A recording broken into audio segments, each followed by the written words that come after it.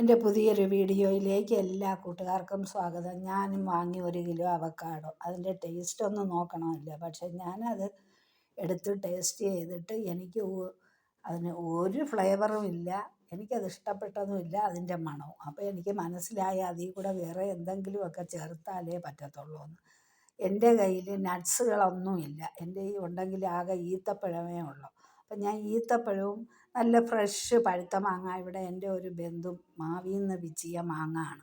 അപ്പം മാങ്ങ ഉണ്ട്. അപ്പം മാങ്ങയും ഈത്തപ്പഴവും അവക്കാടയും കൂടെ ഞാൻ റെഡിയാക്കി വെച്ചിട്ട് അതിന് ഞാൻ ചേർക്കാനില്ലേ തേനില്ല.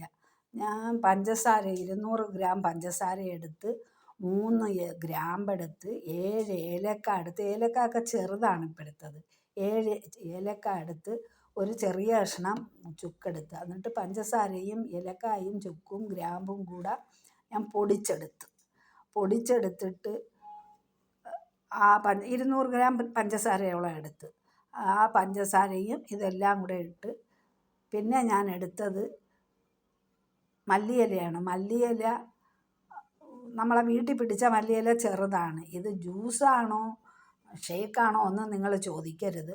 പക്ഷേ ഞാൻ സംഭവം പാലുമൊക്കെ ചേർത്ത് അടിച്ചെടുത്തപ്പോൾ സംഭവം കലക്കി. നല്ല ടേസ്റ്റായിരുന്നു, നല്ല മണവുമായിരുന്നു. ഇതൊക്കെ ചേർത്തത് കൊണ്ട് എനിക്കിഷ്ടപ്പെട്ട്. അപ്പോൾ അതിൻ്റെ കൂടെ ഞാനൊരു സ്നാക്സും കൂടെ ഉണ്ടാക്കി. സൂപ്പറായിട്ട് ഈ ഷേക്കും കുടിച്ച് സ്നാക്സും കഴിച്ച്. അപ്പം സംഭവം അടിപൊളിയാണ്. അപ്പോൾ എൻ്റെ വീഡിയോ സബ്സ്ക്രൈബ് ചെയ്യാതെ കാണുന്നവരാരെങ്കിലും ഉണ്ടെങ്കിൽ ഒന്ന് സബ്സ്ക്രൈബ് ചെയ്ത് ലൈക്ക് ചെയ്യണേ. അടുത്തൊരു വീഡിയോയുമായി വരുന്നത് വരെ എല്ലാ കൂട്ടുകാർക്കും ബൈ. അസ്സലാമു അലൈക്കും.